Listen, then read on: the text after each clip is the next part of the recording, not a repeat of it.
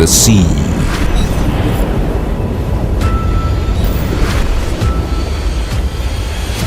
Vast. Inscrutable. Requires an eagle eye. A constant gaze.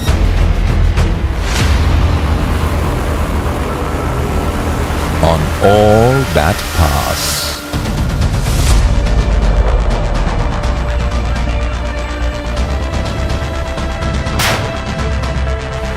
For India, from time immemorial, the sea has afforded opportunities and challenges that altered history. Change has always come from the sea, generation after generation. The sea is where it starts. A benevolent eye, a piercing gaze,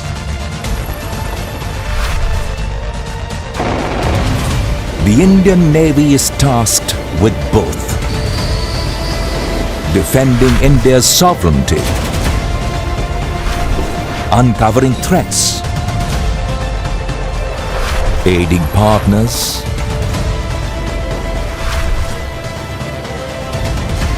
securing the world's busiest trade routes. Every duty performed in the service of the nation.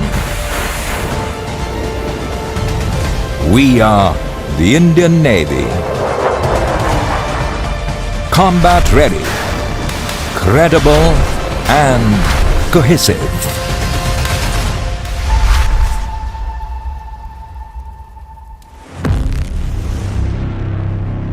Exactly 49 years ago, we had an opportunity to serve our nation as a force at sea.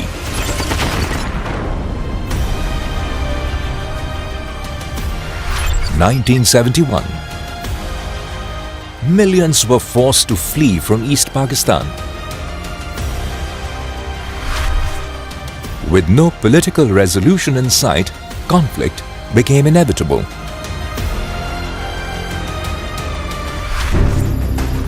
The Navy was tasked with delivering the hammer blow from the sea, with strikes aimed at decisive outcomes. Destruction of all Pakistani assets at sea and on land. Control of the sea in defense of the homeland. Total blockade of movements from ports in both East and West Pakistan. The 1971 war was a watershed moment in the history of the Indian Navy. Admiral S.M. Nanda, the then Chief of the Naval Staff, was very clear that the Indian Navy must adopt an aggressive posture. The Indian Navy's contributions were instrumental in India gaining decisive victory in the war and towards the creation of a new friendly neighbor. The night of 4th December 1971, it began with a daring, unprecedented strike by missile boats on Karachi, inflicting extensive damage to Karachi harbour and shipping. Since then, we celebrate the momentous day of 4th December as Indian Navy Day. A second missile attack on Karachi harbour achieved further destruction of the enemy and maritime dominance for the Navy. On the Eastern Front in the Bay of Bengal, aircraft carrier Vikrant was a force multiplier for the Eastern Fleet. From airstrikes to the blockade, Vikrant's impact was forceful through the length of the conflict, as strikes by Sea Hawks prevented East Pakistani forces from using the seas. The enemy dispatched PNS Ghazi to nullify the advantage Vikrant afforded. However, the preemptive actions of INS Rajput gave Ghazi a watery burial near Vishakhapatnam. While action progressed at sea, the Navy also mounted special operations at Chalna Khulna harbours. INS Panvel and the two gunboats Padma and Palash, manned by the Mukti Bahini, entered and inflicted heavy damage on these harbours in the face of stiff resistance. Towards the end of the war, the likelihood of the enemy attempting escape into Burma, now Myanmar, became a distinct possibility. To prevent this, the Indian Navy executed an amphibious landing for the first time in the history of India.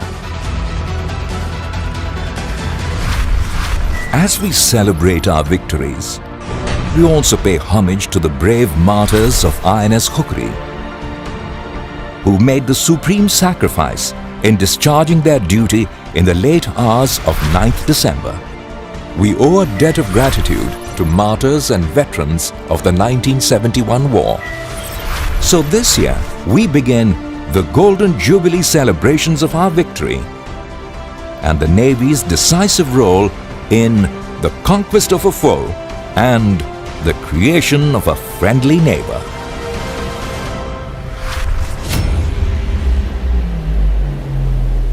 Even today, service to the nation and readiness in the face of newly emergent challenges, traditional and non-traditional, defines the Navy.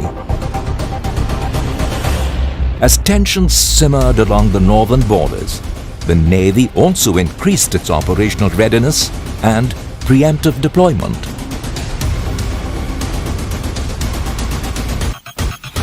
This is one of the sorties where we are operating near the LAC. The Pieta has been in the forefront of operations as far as building up our MD is concerned. We have our footprint all the way from Malacca, Sunda to Lombok in the east, all the way till Seychelles, Gulf of Aden and the Persian Gulf at the west.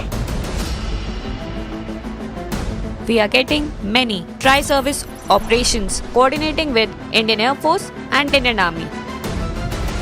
When COVID-19 appeared as a threat to all humanity, the world started looking inwards. But the Indian Navy stepped out, putting its shoulder firmly to the wheel in support of national efforts. We created 24/7 telemedicine facilities, mobile dispensaries, mobile blood collection centers, state-of-the-art labs for testing facilities, and also COVID management centers across all naval hospitals, across all commands. We were able to save a lot of lives, prevent a lot of infections, and also keep our sea warriors combat ready without affecting operational readiness. Operation Samudra Setu and Mission Sagar represent important examples of how the Navy supported India's efforts, proving the adage, the seas connect, they don't divide. Though very noble, the task had its own challenges. We had to adopt extreme measures to keep everybody safe, comfortable, and most importantly, to prevent any case of COVID on board. Launched on 5th May 2020, Operation Samudra Setu or Sea Bridge was part of Mission Vande Bharat, the wider national effort to repatriate Indian citizens. Over 55 days, covering 23,000 kilometers, it was the largest such repatriation by the Indian Navy till date. The Navy remained committed to partners in the Indian Ocean region with neighbourhood first as the key mantra. The Prime Minister's vision of Sagar, security and growth for all in the region, was consolidated during COVID.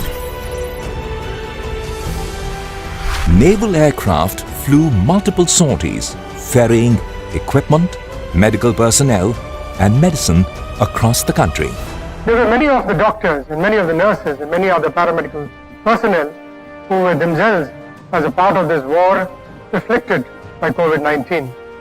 They had to be hospitalized, they fought the illness, recovered, and come back to join the battle again.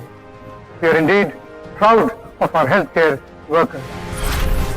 The Navy tackled the unprecedented and extraordinary challenge.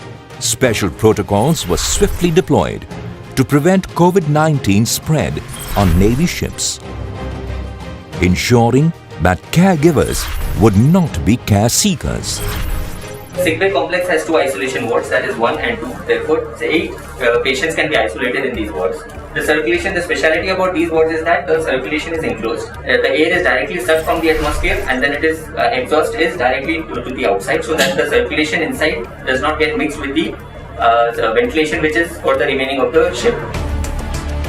All naval personnel walked the extra mile during these difficult times, coming together with a sense of commitment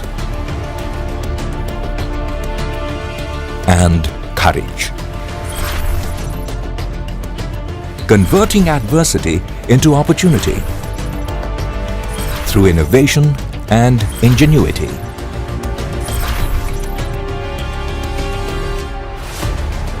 Despite the pandemic, our combat-ready ships were fully deployed, protecting India's interests, allowing the Navy to forge and maintain partnerships with global maritime powers. Our operational readiness keeps the oceans peaceful and supports a free and open maritime space for regional prosperity. The 24th edition of Malabar Naval Exercise off the Indian shores, a showcase of synergy and coordination between friendly navies. It is based on shared values and commitment to an open, inclusive Indo-Pacific and a rules-based international order. With 2 extremely powerful aircraft carrier groups operating in tandem, this edition of the exercise saw interaction of various kinds, ranging from complex air-to-air maneuvers between the jets that operated from the deck of Vikramaditya and those that operated from USS Nimitz. We fight and we train, in which we interact with the foreign navies, with the air arm, and we revise our procedures, revisit our SOPs, and finally we can very proudly say that we are completely interoperable. We also been involved in advanced coordinated anti-submarine exercises, underway replenishment, anti-air firing, and lot of surface firing exercises. Since we have been exercising with these navies for some time, there is a good sense of comfort level and high degree of interoperability. As we spend more time at sea doing advanced level of exercises, a level operating together for a common goal will only get better in the years to come. Indian and Japanese naval forces conducted exercises near the Malacca Straits. Indian Navy exercised and operated with navies of Bangladesh, Indonesia, Myanmar, Oman, Russia, Singapore, Sri Lanka and Thailand. When merchant ship New Diamond, carrying 270,000 tons of oil, caught fire off the eastern coast of Sri Lanka, Indian Navy responded to help douse the flames. The Indian Navy has emerged as the preferred security partner for the region. Indigenous shipbuilding activities continued despite COVID, making India self-reliant, while ploughing investment back into the Indian economy. INLCU L-57 was commissioned into the Indian Navy at Port Blair, an amphibious vessel tasked with transporting and deploying troops and equipment from ship to shore. INS Kavaratti, the last of the 4 indigenously built anti-submarine warfare stealth corvettes, was commissioned as a combat-ready platform. Vagir launched. Indigenously made, it is the 5th among the 6 Kalvari-class submarines. India's first indigenous aircraft carrier went through basin trials and will soon be ready for sea trials. Design and construction of aircraft carriers, because of their scale, complexities and legacy experience, is immensely challenging. The maiden attempt of Indian Navy to indigenously design and build an aircraft carrier therefore assumes special significance. With more than 78% of the equipment and material being sourced from indigenous suppliers, IAC is a true reflection of Prime Minister's vision of Atmanirbhar Bharat.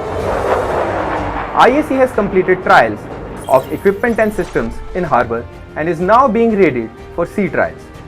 Ships delivery being targeted by end 2021 will take India into elite group of nations having niche capabilities of design and construction of an aircraft carrier. Naval Innovation and Indigenization Organization is a step towards the goal of Atmanirbhar Bharat. New India, a trusted regional power, an aspiring economic powerhouse, can no longer neglect the sea. The Indian Navy builds trust and bridges with our maritime neighbors in the Indian Ocean region, while maintaining a keen gaze on matters affecting India's national security. Going forward, India must be a friend with friends and a merciless foe to our enemies. We must never forget that for India, the sea is where it starts.